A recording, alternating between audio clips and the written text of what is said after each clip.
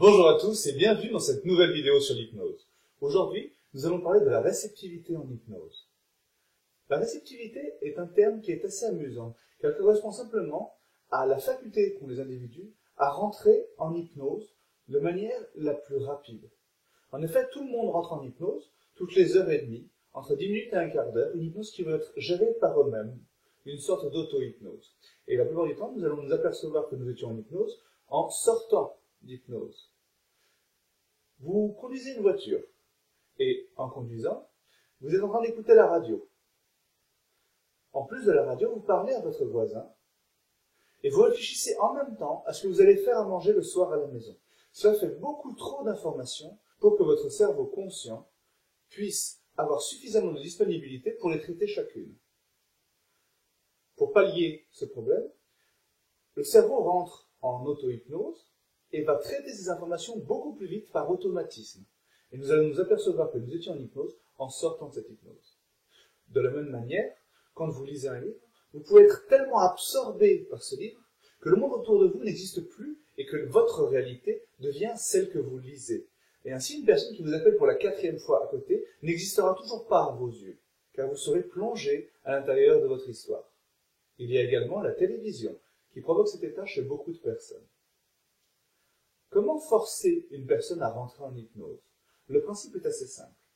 Nous sommes capables d'avoir un sens, parmi les 5, saturé. Prenons par exemple la vue.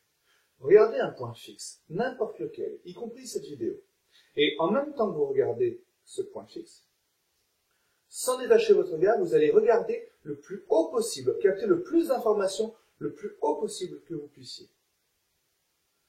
Une fois que vous avez capté toutes ces informations, vous allez faire la même chose, toujours en gardant ce point fixe. Regardez en bas, le plus loin possible, jusqu'à vous-même. Et maintenant, vous allez regarder les deux en même temps. C'est-à-dire le point le plus haut et le point le plus bas, en essayant de garder l'ensemble de toutes les informations qui sont à disponibilité, comme quels sont les objets, quelles sont leurs couleurs, est-ce qu'il y a des mouvements. Et en même temps que vous faites ça, vous allez regarder le point le plus loin sur le côté que vous puissiez, et également le point le plus loin que vous puissiez de l'autre côté en même temps. Et bien entendu, la saturation visuelle correspond au fait de regarder un point fixe au milieu, et de regarder l'ensemble de tout ce qui vous entoure, en haut, en bas, à gauche et à droite. Vous voyez un peu le nombre d'informations que cela vous donne. C'est déjà très excessif et beaucoup d'individus vont partir en hypnose juste par cette simple concentration.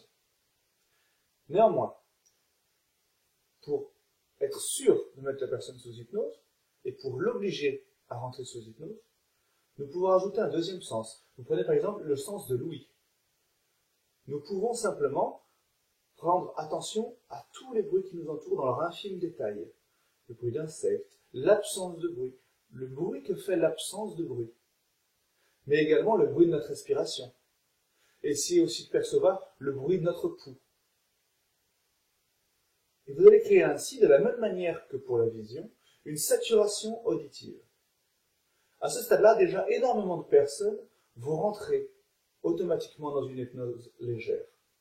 Pour garantir que tout le monde puisse rentrer en hypnose, il suffit de rajouter un troisième sens, le sens kinesthésique, le sens du toucher.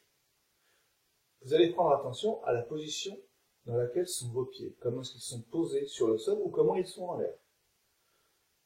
Votre confort, la position exacte de chaque membre de votre corps, les frémissements musculaires qui vous parcourent parfois, la manière dont votre cage thoracique se lève et s'apaise, ainsi que votre diaphragme qui se déplace dans votre ventre, les pulsations de votre cœur, la manière dont vous les sentez quelque part dans votre corps. Et de cette manière, vous allez rajouter le maximum d'informations kinesthésiques. Vous comprenez à présent pourquoi personne n'est capable de tenir 3 saturations sensorielles différentes en même temps. Il y a beaucoup trop d'informations. Et de la même manière qu'il y avait trop d'informations en conduisant, votre cerveau est obligé de rentrer en auto-hypnose pour élargir ses possibilités et pour pouvoir prendre en compte l'ensemble de toutes ces informations à la fois. Voilà donc comment forcer une personne à rentrer en auto-hypnose. Vous comprenez donc également l'impact de la télé sur les individus. Car quand nous regardons une image, certaines personnes se mettent à la place de ce qu'ils voient et donc on la kinesthésie. La vision est saturée automatiquement parce que nous regardons la télé et que nous nous concentrons dessus, et l'audition parce que nous l'écoutons. Et c'est pour ça qu'énormément de personnes peuvent bugger devant une télé et que plus rien n'existe autour d'elles. En cabinet, nous avons besoin de savoir précisément quand une personne rentre sous hypnose et de quelle manière nous allons l'amener à rentrer sous hypnose. Certaines personnes vont avoir besoin d'une hypnose très dirigiste, d'autres d'une hypnose beaucoup plus libre, d'autres encore d'une hypnose qui n'est ni tout à fait l'un ni tout à fait l'autre. Les hypnoses vont être induites essentiellement par la manière de réfléchir de la personne, d'où le besoin que nous avons de connaître la carte mentale de la personne, sa manière de réfléchir, par automatisme. Pour repérer une personne qui est sous hypnose, nous avons des critères qui sont forts. Je vais vous en citer quelques-uns. Par exemple, quand une personne vient au cabinet, je dois détecter sur elle 7 couleurs de peau différentes sur son corps. Elles vont être localisées à certains endroits précis. Sur le visage, sur la pommette, sur la mâchoire, sur le cou. Ce ne sera pas la même que sur le menton, sur les sinus, ou entre les yeux, ou sur le nez. Et bien d'autres endroits encore. Quand la personne va rentrer sous hypnose, tous ces endroits vont se mettre à bouger, car il y a une modification de la circulation sanguine quand on est sous hypnose. Et donc nous allons voir comment est-ce que le sang va se déplacer chez la personne. Le plus souvent, je le fais sur le visage, car c'est le point que je regarde le plus naturellement chez un individu quand nous nous parlons. Un autre signal est par exemple une personne qui a les yeux fermés et qui a les yeux qui se révulsent à l'arrière. Un autre encore, avant qu'il ferme les yeux, sont ses paupières qui vont se mettre à papillonner de plus en plus. Quand nous sommes sur les yeux, il y a aussi le lacrymel qui va s'accentuer. Les yeux ouverts ou fermés, de toute façon, ça va être très visible.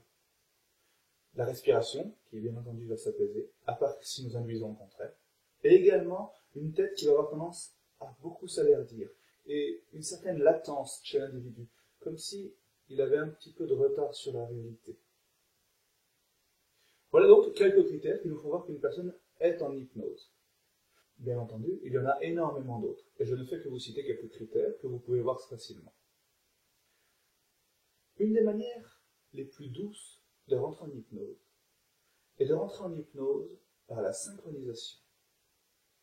Et dans une de mes prochaines vidéos, je vous expliquerai en détail comment ça fonctionne et vous ferai un exemple. En attendant, je vous souhaite une excellente journée et vous dis à bientôt.